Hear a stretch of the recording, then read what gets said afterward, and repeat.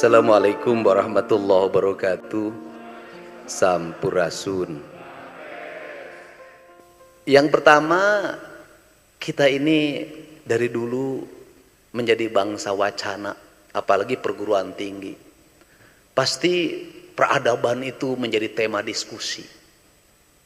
Dan kita ini bangsa yang lebih senang membicarakan peradaban dibanding dengan melakukan hidup yang beradab.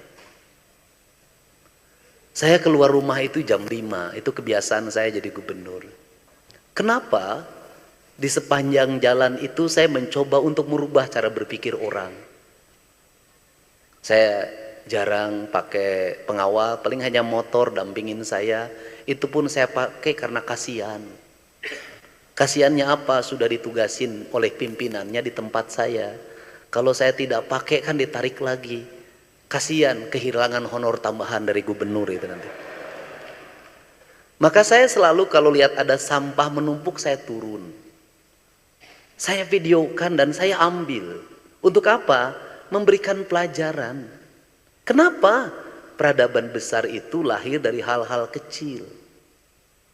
Singapura itu berperadaban menjadi daerah yang sangat bersih. Itu dimulai dari revolusi toilet tahun 70-an. Di mana Perdana Menterinya dengan tangan besi merubah masyarakatnya, bagaimana toilet bersih, bagaimana kamar mandi bersih, bagaimana halaman bersih, bagaimana pohon dijaga, bagaimana pemerintahan bersih, bagaimana anggaran bersih. Nah, kenapa itu dilakukan?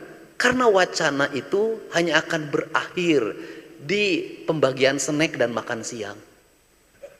Tapi tindakan itu akan menjadi tauladan. Karena tindakan menjadi tauladan, saya orang yang begitu sangat berguru pada karuhunnya orang Sunda. Saya jujur aja sangat berguru pada karuhun. Dan karuhun pertama yang saya gurui adalah ibu saya. Itu karuhun pertama. Tidak bisa baca, tidak bisa tulis. Kalimat hidupnya sederhana. Saeutik mahi loba nyesa. Karena saeutik mahi loba nyesa, manajemennya tidak di seminar. Manajemennya tidak disimposiumkan. Manajemennya tidak dalam kajian akademis yang terlalu panjang. Tapi manajemennya, saya katakan, yang paling utama manajemen dalam hidup itu adalah rasa. Maka rasanya digunakan. Karena rasanya digunakan, maka dia tahu anaknya yang ke-9 ini kalau makan, bagaimana dipastikan anak-anaknya cukup makan. Maka pilihan ibu saya almarhum adalah memilih tidak makan. Karena dia tahu kalau dia lebih dulu makan, maka bisa jadi ada anak-anaknya nanti kurang makan. Maka ketika saya tanya, saya selalu nanya, mitos emam teu acan. Ibu saya selalu menjawab, geus empek dalahar sing seubeuh. Pan mi manu nyangu, nah isuk ge bari nyangu, bari ngepel-ngepel ngahuap seubeuh sederhana. Dari mulai itulah manajemen dibangun, dia pastikan anak-anaknya makan. Karena dipastikan anak-anak makan, maka ibu mengorbankan dirinya untuk tidak makan. Berhasil kepemimpinan. Saya katakan, nih Kak, kalau cerita nih Kang Nukman, kalau bercerita pembelanjaan anggaran, saya ini adalah gubernur yang paling berat dari sisi anggaran. Sebelum saya memimpin 37 triliun. Begitu saya memimpin 31. Satu tahun memimpin 28. DBH kita sudah digunakan untuk kepentingan di pusat. Dan sebagai wakil pemerintah pusat saya katakan dengan sukarela, dengan ikhlas saya tidak akan protes. Hutang 3,8 ke Pemprov Jabar nggak ada masalah, nggak dibayar. Tapi UIN jangan minta ke saya, karena itu kewenangan pusat. Nah, tetapi sebagai gubernur otak saya harus jalan. Saya memahami perguruan tinggi harus jalan, nggak ada masalah. Maka saya ada hitungannya. Hitungannya bagaimana? Oke, bangun fakultas kedokteran, nilainya berapa? Satu mahasiswa kedokteran Jawa Barat sampai selesai berapa? Kita tuker. Saya bangunkin sekian miliar, tapi nanti mahasiswa Jawa Barat, anak-anak orang miskin di Jawa Barat kuliah di sini gratis kedokteran. Yang susah jadi gubernur adalah uang yang sedikit dibelanjakan dengan tepat, efektif untuk kenaikan IPM, untuk kenaikan sumber daya manusia, untuk kenaikan kesejahteraan yang sumbernya dari IPM itu. Ini yang menjadi problem kita. Maka saya selalu ketika anggaran menurun, saya senang. Kenapa? Pemimpin akan diuji oleh uang yang sedikit, bukan oleh uang yang banyak. Nah, sehingga dari kerangka itulah kita memulai peradaban. Kita mulai peradaban bagaimana? Kita mulai peradaban dari hal yang kecil, memungut sampah. Setelah memungut sampah, menyimpan sampah. Setelah menyimpan sampah, mengelola sampah. Setelah mengelola sampah, membangun energi dari sampah. Ini kan yang tahapan yang sekarang kemudian terkoneksi dengan keinginan Bapak Presiden tentang sampah. Saya sudah senang, satu problem ini selesai, kemarin sudah saya tanda tanganin. Kemudian waktunya cukup apa? Itu hanya cukup 3 kali pertemuan. Satu, saya berinisiatif. Yang kedua direspon. Yang ketiga menteri telepon. Yang keempat pertemuan. Yang kelima tanda tangan dalam waktu 3 hari. Dulu Pemda Jabar itu bikin kajian sampah 10 tahun. Studi bandingnya udah kemana-mana. Kajiannya segini. Sampai sekarang proyeknya nggak jadi. Nah, apa sih? Harus belajar pada kearifan. Ini arif Sunda. 1, heureut nenden. Nu kadua saeutik mahi loba nyesa. Yang ketiga pokpek prak. Apa itu pokpek prak? Orang Sunda itu adalah orang yang terbuka. Kalau sesuatu omongin aja kayak saya. Kenapa? Karena itu ciri orang Sunda. Jangan disimpan-simpan, jangan dipendem-pendem. Kenapa? Jantung. Kalau nggak seneng sama gubernur ya ngomong aja, videokan aja. Saya jawab. Kenapa? Itu dialektika demokrasi di era media terbuka. Nggak usah lagi konvensi pers. Kenapa? Semua orang hari ini bisa bicara, bisa menyampaikan, nggak perlu berkumpul dengan berdemo. Cukup cerita saja. Setiap hari saya merespon itu dengan cepat. Kenapa? Ini dialektika. Ini ciri orang Sunda. Pok omongkeun. Ini problem kita sebagai orang Sunda ini kalah dalam politik, teu wani ngomong. Pengen jadi rektor? Enggak, Bang. Pengen jadi rektor? Begitu lama ngejawab, yang mimpinnya orang Batak, sudah kamu aja yang mau. Duduk aja gitu. Aduh, pada jeung si eta pinter kene aing kunaon teu ngomong. Ini kan kelemahan orang Sunda. Orang ngomong. Kenapa? Karena seluruh problematika kita selama ini karena kita tidak ngomong. Kalau tidak ngomong itu dianggap tidak ada. Kenapa? Itu yang menjadi problem. Karena peradaban kita hari ini adalah peradaban terendah. Dalam falsafah Sunda, peradaban tertinggi itu rasa. Karena peradaban tertinggi rasa, maka orang Sunda itu tidak menulis peradaban. Orang Sunda tidak mendiskusikan peradaban, tidak membuat konsensus peradaban. Dia yang tertinggi. Kenapa yang tertinggi? Karena kicep akang abdi ge ngartos. Apa artinya dalam teologi orang Sunda? Undang-undang nggak usah ditulis. Undang-undang nggak usah diucapkan. Karena apa? Dengan melihat, memandang, mendengar, dan merasa, maka dia bisa merasakan mana yang mesti dilakukan dan mana yang mesti tidak dilakukan. Peradaban tertingginya bakakak ayam, rumahnya bersih, pakai panggung, peradabannya peradaban bambu. Kenapa orang Sunda menggunakan peradaban bambu? Karena orang Sunda tahu bambu itu ketika ditebang tumbuh lagi. Akan dihindarkan. Kenapa tidak pakai batu? Agar dijauhkan dari eksploitasi alam. Karena di Sunda menambang itu dilarang. Kenapa? Karena orang Sunda alam ini titipan. Karena titipan tugasnya ngajaga jeung ngariksa. Lamun kira-kira hirup di luhur tanah geus hirup, kunaon kudu ngagali tanah. Itu yang disebut makna laing sakartum. Itu diwujudkan dalam identitas peradaban Sunda. Karena dibuat identitas peradaban Sunda, maka ketika kerajaan Sunda hilang, tidak ada bekas, yang ada tinggal tulisan di batu. Kenapa? Karena dibakar. Kenapa dibakar? Karena harus dihilangkan. Yang dihilangkan apa? Bukan orangnya, nilai ajarannya. Kenapa nilai ajarannya ini dihilangkan? Karena nilai ajaran tinggi dan tertinggi. Sehingga dihilangkan. Ketika dihilangkan, apa yang terjadi? Hilangnya identitas. Ketika hilangnya identitas, hilangnya apa? Hilangnya ide dan gagasan. Ketika hilangnya gagasan, hilangnya perilaku. Ketika hilangnya perilaku apa? Kehancuran peradaban. Tunggul dilarung, catang dirumpak. Sehingga dalam perspektif orang Sunda, siapakah manusia yang paling buruk di muka bumi? Orang yang menebang pohon dicabut dengan akarnya. Sederhana.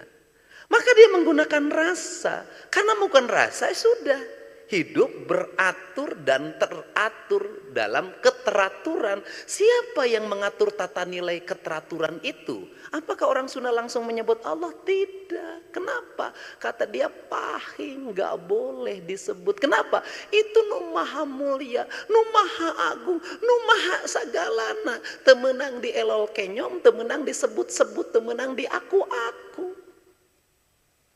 Hari ini doktrin kita setiap hari, setiap orang mengaku mewakili Tuhan. Dauhan Allah, dauhan Kanjeng Rasul. Bener ayat nu diucapkeun nama, tapi tujuanana cantang tu eta. Nah, ini kan berat, Pak. Apa dampak dari itu? Dampak dari itu adalah ketika nama-nama itu menjadi sumpah. Ketika nama-nama itu menjadi sumpah jabatan, sumpah kesetiaan, diucapkan demi Allah, melanggar semuanya. Tapi yang melanggar tuh karirnya makin agus, naik jabatan, sehingga orang teu naon ngalanggar sumpah Allah teh geuningan. Itu ge jadi rektor, jadi menteri, jadi anggota DPR, jadi gubernur, pasti masa. Jadi hal yang biasa. Bayangin loh Pak, tahun 70-an saya waktu SD, tahun 76, nggak berani bilang demi Allah, sumpahnya cuma dayak medu Pak, itu pun sudah nggak mau melanggar. Ini kan problem Pak. Apa itu tadi bahasa? Roh spiritualitas tentang nilai-nilai rububiyah tidak menjadi nilai insania. Aduh gaya aing ngomongnya. Aing pan urang teh itu rek itu guru. Jadi kenapa kalimat sakralnya tidak ada? Hilang. Apa kata orang Sunda? Kawung mabur carulukna, samak lengiteun pandana, Ciamis tinggal pahitna, Ciherang tinggal kiruhna, resi lengiteun ajina, pandita ilang komara kaduru ku hawa nafsu. Apakah ini hanya pada kaum agamawan? Tidak. Ini berlaku juga bagi kaum akademis. Seluruh kerusakan yang terjadi di Jawa Barat itu karya kaum akademis. Seluruh kebijakan pemerintah provinsi yang banyak salah itu semuanya kajian kok, ada konsultannya. Itu kan akademis. Jalan yang longsor itu hasil akademis. Perumahan-perumahan yang di mana-mana dibikin bukit-bukit itu hasil kajian akademis. Banjir itu hasil kajian akademis semua. Kenapa? Akademisnya salah, karena akademis berdasar bukan bekerja pada nilai, tapi bekerja pada proyek. Nu lempeng dibengkokkeun, nu bengkok dilempengkeun, dikasih landasan akademis.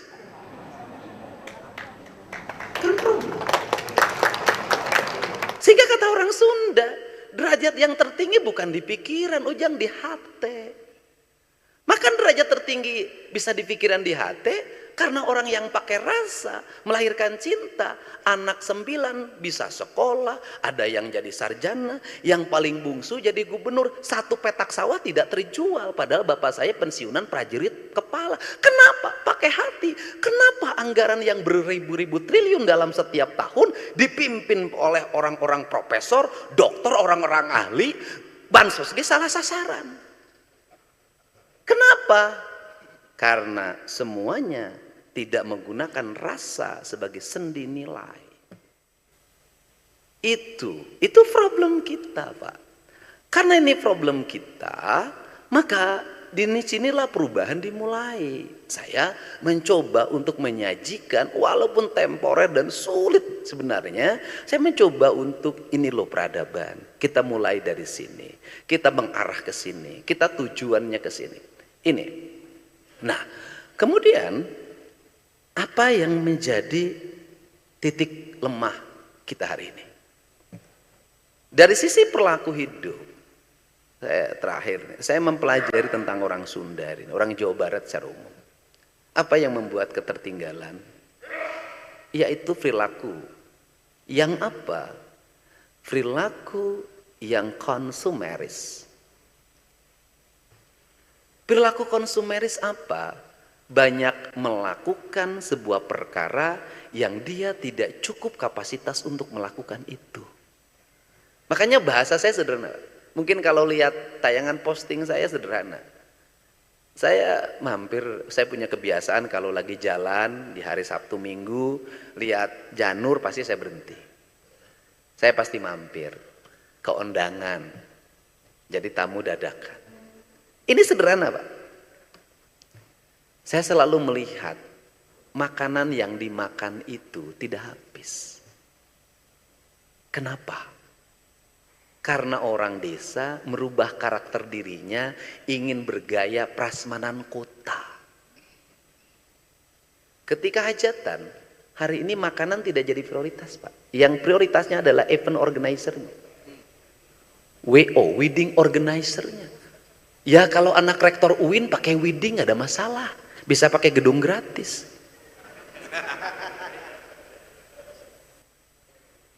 Ya bayangin loh.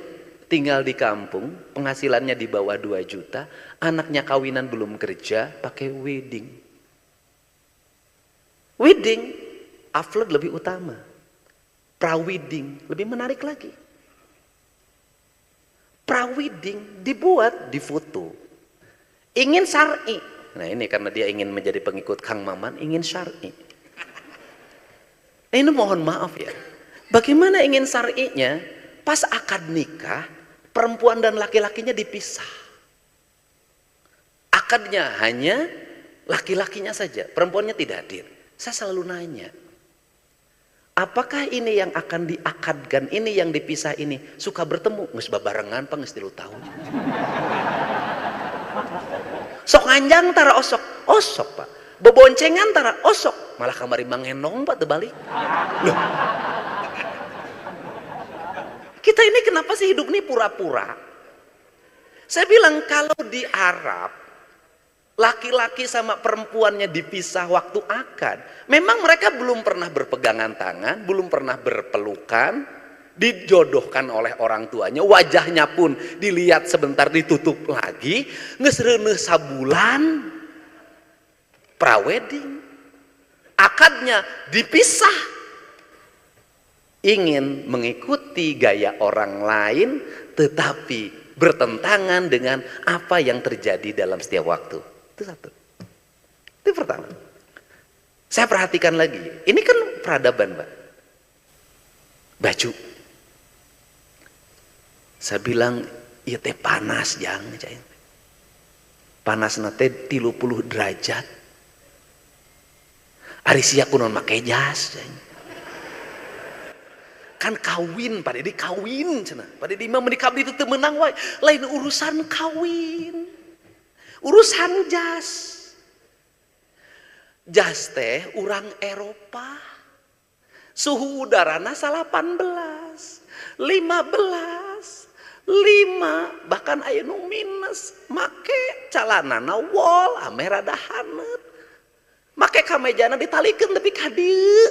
Ameh ieu teh teu tiris, terus di talian make dasi.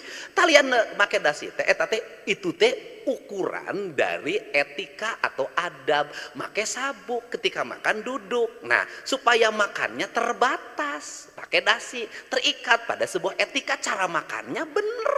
Urang mapan nges acara dies natalis make jas isuka engke dahar dibuka heula sabukna.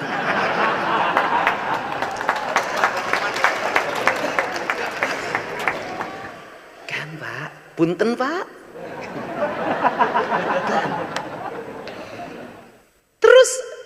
negara tidak tidak ya sekarang lah ya, di era Pak Jokowi atau Pak Prabowo jauh lebih baik.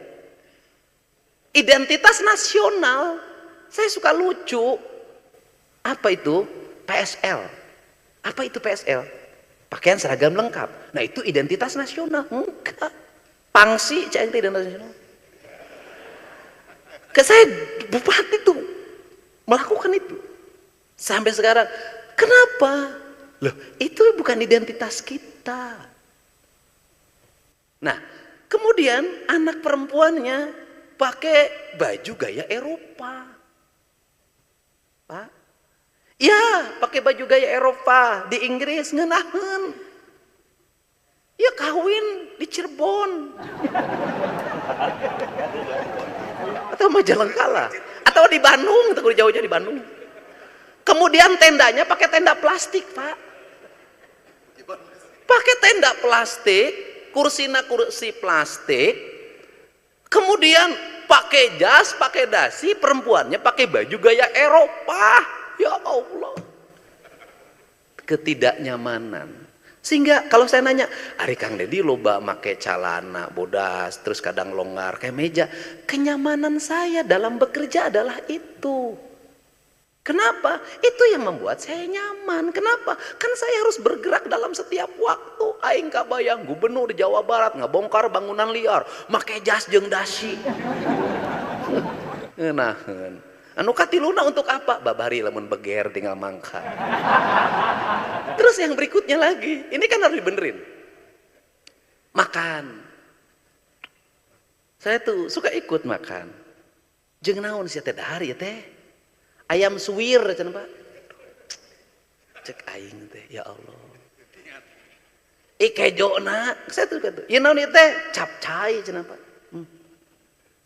Kemudian saya tidak merendahkan makanan. Saya periksa itu satu-satu yang makan itu.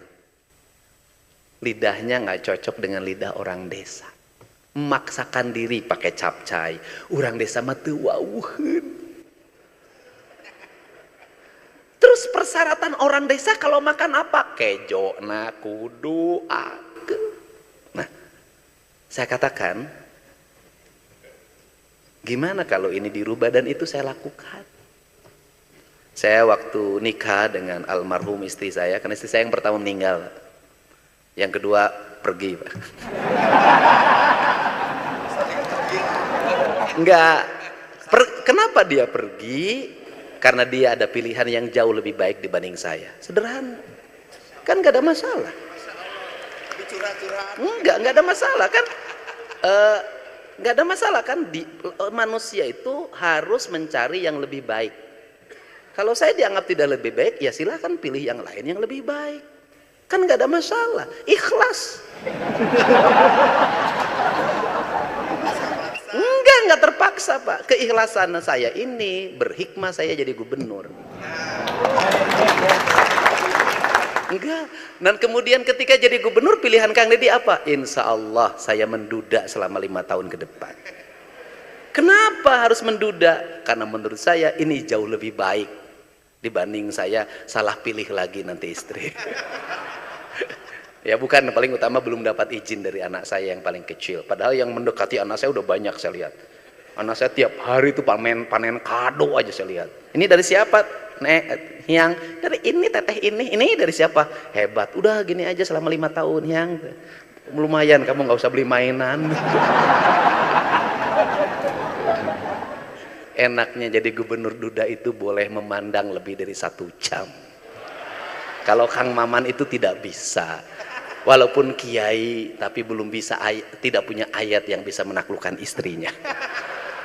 Nah, apa makanan? Saya dulu, karena saya dulu aktivis ya. Saya tuh dulu bikin nikah yang ditertawakan oleh teman-teman saya.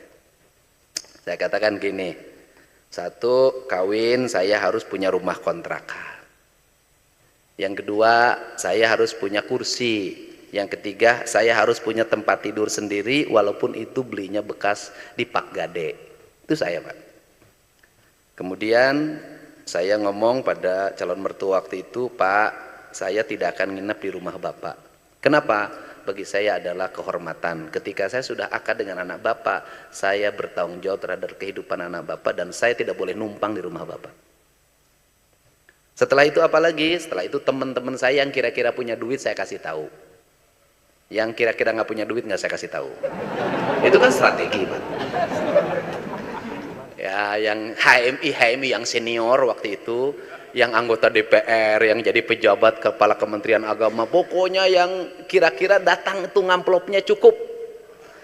Saya undang teman-teman saya yang seangkatan, nggak saya kasih tahu. Ngadon nyatu hungkul saya di aing. Ini kan strategi. Kemudian saya ngomong sama mertua, Pak, Bapak nggak usah ngeluarin modal apa-apa. Bapak duduk aja, saya bilang. Di mana? Kumah kawin? Begini, saya bilang kan. Saya ngatur semuanya itu. Pagi-pagi nanti kita langsung akad di Masjid Agung Karawang. Oke, jam seberapa? Jam 8. Setelah itu jam 10 kita langsung ke rumah Bapak. Saya bertemu teman-teman. Terus jam 1 duhur sudah selesai, Pak. Terus habis itu istri saya akan saya bawa ke rumah kontrakan saya di Purwakarta. Bapak nggak usah nyiapin apa, biar saya siapin. Ya, saya nyiapin itu. Saya siapin sayur asem, kejo kudu diakel, sate marangi teman saya. Kamu sate daging nanti saya. Mana nu ngabumbuan, jeung ngabeulem, bere kurang honor. Saya kan HMI kan pinter bikin perencanaan. Nah, kemudian setelah itu pedah. Setelah itu apalagi sambal. Setelah itu petei. Teman-teman saya yang dari Jakarta mana pada datang. Makannya semuanya enak. Siapa goblok cenah hajat teh. Naon kitu? Saeutik modalna tapi ngeunah daharna. Saya ngomong gini, awas dahar ngeunah ya, amplop kudu bener cing teh ya.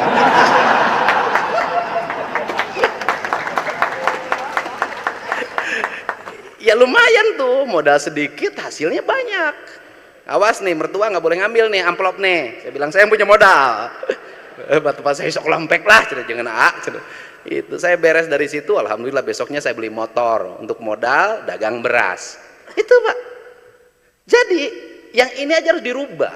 Saya mau bikin surat edaran, pasti diprotes. Sudahlah, anak-anak Gen Z ini yang sekarang mau nikah ini, sudahlah. Kalau orang tuanya nggak mampu, nggak usah maksain diri hajatan, segala macam, nggak usah. Pagi-pagi datang ke KUA, akad, sore sudah pulang, besoknya sudah dagang lagi. Itu cara. Kenapa? Cina, Pak, tidak akan ada seperti sekarang kalau tidak punya perilaku yang hebat seperti kebudayaan mereka. Dan bertahannya hari ini yang paling menarik adalah saya banyak menyelesaikan problem ini karena orang Jawa Barat banyak menjadi pengantin pesanan. Nah, apa problemnya? Bayangin perempuan Cina itu hari ini karena jumlahnya makin sedikit, laki-laki makin banyak, itu menjadi seorang yang punya daya tawar yang sangat mahal. 500 juta itu nggak berarti di sana. Kenapa? Karena biaya hidup sangat mahal. Dan menikah dengan orang Cina biayanya mahal. Karena menikah dengan orang Cina biaya mahal, yang jadi korban adalah orang Jawa Barat. Kenapa? Karena orang Jawa Barat begitu denger nanti di sana nikah maharnya 100 juta, mangkat. Dan ada agennya. Kenapa orang Jawa Barat terjadi seperti ini? Mindset. Kenapa? Orang Jawa Barat kajen teuing tekor asal soho dirubah. Dengan satu pilihan menurut saya ini penting. Banyak orang yang bangkrut gara-gara pesta, tapi tidak pernah orang yang bangkrut karena anaknya sekolah. Nggak ada. Sehingga sekolah itu tidak ada rumusan kaya dan miskin. Asal punya keinginan, asal punya kemauan, pasti sekolah. Justru kalau menurut saya, anak-anak orang kelas tidak mampu terus sekolah, SD, SMP, SMA, sekolah saja sampai perguruan, sekolah saja rezekinya nyusul, nggak usah di tempat kontrakan, asal daekan cicing di masjid dahar gratis. Di kampus menurut saya bisa daekan, dia nyapu aja jadi mahasiswa nggak ada masalah. Nanti dosennya melihat. Nanti kita ini problem hari ini juga ada problem lagi adalah anak kelas menengah ke bawah ini gayana digedeken kahayang eueuh kadaek eueuh tapi gaya ti heula. Apa yang terjadi? Problematika kriminal, problematika apapun hari ini, anak balapan, narkotika, tawuran, posek bebas, semuanya hari ini adalah menimpa anak-anak kita kelas menengah ke bawah. Tahun 80-an beda, anak orang kelas bawah itu prihatin. Tahun sekarang gaya tinggi. Ini culture. Nah, culture ini harus dirubah dengan memaksa. Maka bantuan atau hibah itu memiliki dua mata pedang sebenarnya. Satu sisi memang tugas negara untuk membesarkan, tapi di sisi lain bisa jadi melemahkan. Dari sekian ribu orang yang sering saya bantu, itu banyak yang sukses, berhasil, tapi banyak juga yang memang pengen dibantu lagi. Ini problem, ini problem. Saya boleh menceritakan sebuah peristiwa. Ada satu daerah di luar sana di mana masyarakatnya sudah survive dengan peternakan sapi dan kemudian swasembada susu sehingga dia makmur. Kemudian datanglah satu kelompok orang memberikan banyak bantuan, memberikan banyak tontonan, memberikan banyak hiburan, pada akhirnya masyarakat itu bangkrut. Untuk itu kata orang Sunda sederhana, moal menang perah lamun teu perih. Lamun hayang hirup nanjung kudu kuru cileuh kentel pecit. Daripada kita bercerita lapar di media sosial, lebih baik kita meniatkan diri puasa dalam setiap waktu. Ini saya waktu jadi Bupati Purwakarta, Pak Doktor Maman, saya pernah membuat pergub tentang guru menghimbau, meminta pada anak sekolah untuk puasa Senin Kemis. Dan pergub itu dibatalkan oleh Komisi Perlindungan Anak. Kenapa? Karena itu dianggap sikap yang intimidatif terhadap anak-anak. Mohon maaf, kita ini seringkali dihadapkan pada dua hal. Satu, arus keterbukaan dan pemahaman material tentang pendidikan ala barat. Tetapi kita punya kekuatan spiritual ala timur. Dan hari ini saya membuktikan dengan makin kokohnya Cina, makin tegaknya Iran, sebenarnya kita harus mulai merubah diri. Jangan selalu berpikir bahwa ala barat itu adalah segalanya. Dan harus punya keyakinan justru ala timurlah yang sampai pada puncak peradaban. Kerajaan negara-negara ini baru umurnya berapa? Tapi kerajaan-kerajaan Nusantara masa lalu bertahannya lama. Negara konstitusional itu belum ada yang berumur ribuan tahun. Hanya kerajaan yang berumur ribuan tahun. Ini pelajaran penting. Sehingga cara berpikir birokrasi, cara berpikir konstitusi pendekatannya yang bersifat normatif harus hati-hati. Apakah ini akan bisa membuat daya tahan dan daya saing? Contoh makan. Makan anak kita hari ini diplot. Makanannya ini dengan standar pikiran yang biasa disosialisasikan dengan 4 sehat 5 sempurna. Dalam kajian kita dulu, orang tua kita dulu tuh nggak pernah ngomong itu. Nggak pernah ngomong 4 sehat, di segala diwawalkeun. Aya belut dipasak, aya simet dipasak, aya keong dipasak, aya tutut dipasak, kemudian aya iwung dipasak. Dan mohon maaf, ahli-ahli gizi kita sampai hari ini tidak berani menyajikan, mengatakan bahwa itu makanan yang berkualitas. Baru negara-negara luar malah sekarang Inggris sudah menyatakan misalnya rebung itu adalah makanan food yang paling tertinggi nilainya. Kenapa? Kita dijejelin. Untuk apa kita dijejelin? Agar kita menjadi konsumen. Padahal kita punya kekayaan yang besar. Sehingga kalau kita ada problem tentang stunting dan sejenisnya, bukan hanya persoalan negara yang abai, itu bisa dikatakan negara abai, tetapi juga orang tuanya tidak mengerti aspek lingkungan. Terakhir, diri kita deh. Saya suka memperhatikan anak saya aja sekarang yang satu. Yang satu ngurusnya banyak, makanannya banyak. Ya pertumbuhannya gitu-gitu aja menurut saya. Saya ngebayangkan ibu saya dulu. Anaknya 9 tanpa pembantu, sereal, nggak ada itu. Susu impor nggak ada. Modal nage cai naon kanji naon. Terus apa lagi? Saya ingat saja itu kalau ponakan saya disuapin sama kakak saya, itu yang cukup jauh amon dikituan. Galede awakna teh ieu teh nyanung malah. Sia teh baheula keur leutik sia teh nyanung leuwehan aing ceng teh. Oh atuh mah gagah cenah. Kan bayangin loh. Terus yang terakhir yang dilupakan oleh kita itu adalah nutrisi itu bukan hanya nilai-nilai material. Nutrisi adalah nilai-nilai spiritual. Kita lupa nutrisi yang sebenarnya. Nilai spiritual bukan formal, tapi nilai. Sehingga ibu-ibu sekarang ini anak-anaknya secara material anak-anaknya kelihatan sehat, gagah, tetapi secara spiritual dia lemah. Tidak bisa. Kenapa? Dia lebih rindu pembantunya hilang dibanding ibunya yang tidak pulang. Spiritual. Jadi banyak anak-anak hari ini kalau yang ngasuhnya hilang nangis, indungna teu balik teu ceurik. Tuh, hati-hati itu. Nilai. Nah, sehingga kalau sudah seperti itu, mohon maaf, anaknya tidak bisa dikendalikan.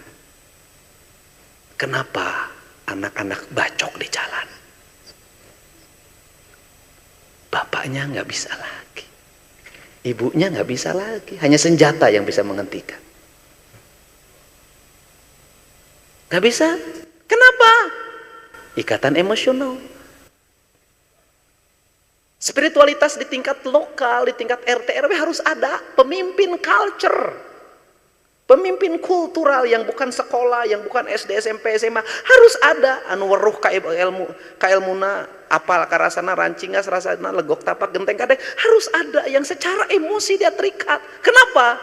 Nanti suatu saat negara ini ada revolusi. Negara ini menghadapi ancaman, negara ini menghadapi agresi. Bisa saja terjadi dalam dunia sekarang. Si tokoh ini bisa menggerakkan. Allahu Akbar, jalan. Kalau ini sudah nggak ada, mohon maaf, pertahanan kita lemah. Kenapa? Kalau ada agresi bangsa lain ke sini, mereka bagiin duit. Venezuela itu membuktikan diri. Kekuatan material, uang berbasis energi tidak bisa melahirkan heroisme bangsa. Presidennya diambil, dicokot, jempling, werayatna atoh. Pengawalna cicing. Kenapa? Kenapa ini saya omongin, ini harus dibangun. Kenapa? Saya khawatir suatu saat negara dalam ancaman ada agresi. Budak awena teh keprok. Kunaon? Tentara batur mah karasep. Bukan hanya ditunjuk mau jadi agen lain, ke urang turunan meh alus.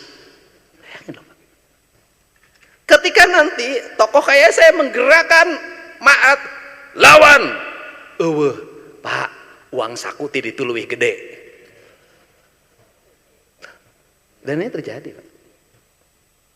Kita jujur aja, saya ini Pak politisi sama, jujurlah hari ini.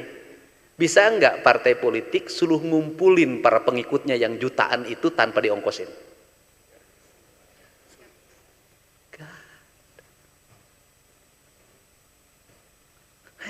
Gak ada, Pak. Yang masih berkumpul tuh hanya dalam majelis-majelis keagamaan. Itu pun di pilihan. Nah, teu rame teu nu ceramahna. Nu teu ceramahna rame tidak terkenal teu. Ikatan emosi yang membuat orang berkumpul itu hanya pada dua.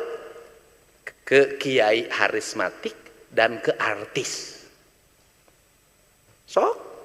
Oh, rektor UIN kurang dicek lah. Sok kumpulkan tuh di situ di Masjid Al Jabar, panggil ku rektor UIN, seluruh warga Jabar kumpul di dia.